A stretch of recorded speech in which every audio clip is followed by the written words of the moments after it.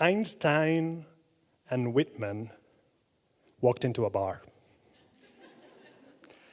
"Tell me what you see," the bartender said. "The world is made of math. The world is made of words."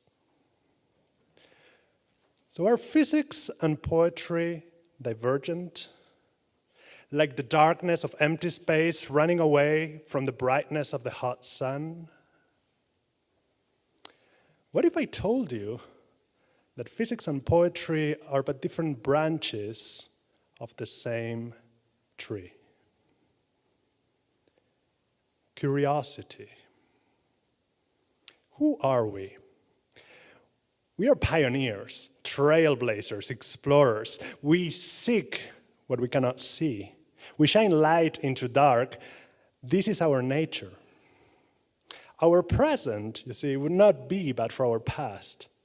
In the spider web of infinite past histories, our reality is a consequence of our curiosity, of our need to cross the ocean on a pile of feeble wood, of our thirst to make the unknown known. And our future, when we have to leave our home, when Earth is but a dead blue dot, our survival will hinge on our ability to remember, on our instinct to explore. And physicists, we are explorers, even though sometimes we can't see what we study, almost unimaginable, literal light years away. Like when two neutron stars collide and give birth to a black hole. When Einstein, white-haired and wild-eyed, exclaimed, "Light produces electricity," was he thinking of a solar cell or an electric car? No, but Einstein's curiosity would later and today illuminate the path. And poets are explorers too. They dive into a black hole just to pull out a single ray of insight. When Whitman, bearded rebel, pronounced, "And verse will be free," he too was searching, seeking a new way of thinking, preventing poetry from stumbling on its tired old feet, replacing poetry with a fluid that could finally flow. And passion, what drives us? We express for the sake of expressing. We paint, we draw, we write, we transform. Creation is passion. And physicists, well, we are driven by it. To boldly go where no man has gone before. Even when the man tells you to go get a real job. Even when you know your work may sink unnoticed into the dark pit of oblivion. Like Bozeman or Keats, atoms and romance. Without them, no Einstein, no Whitman. And poetry? Poetry is passion in the nude.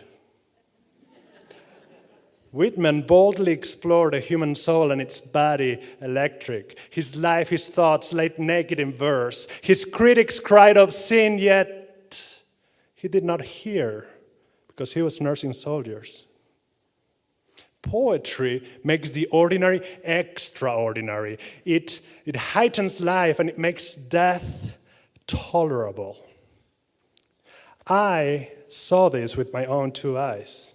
I saw our students turn into poets, warriors, fighting against their own fears, fighting against preconceptions, fighting against life itself, as one of us fell into the good night and gently, and we continue to fall with you.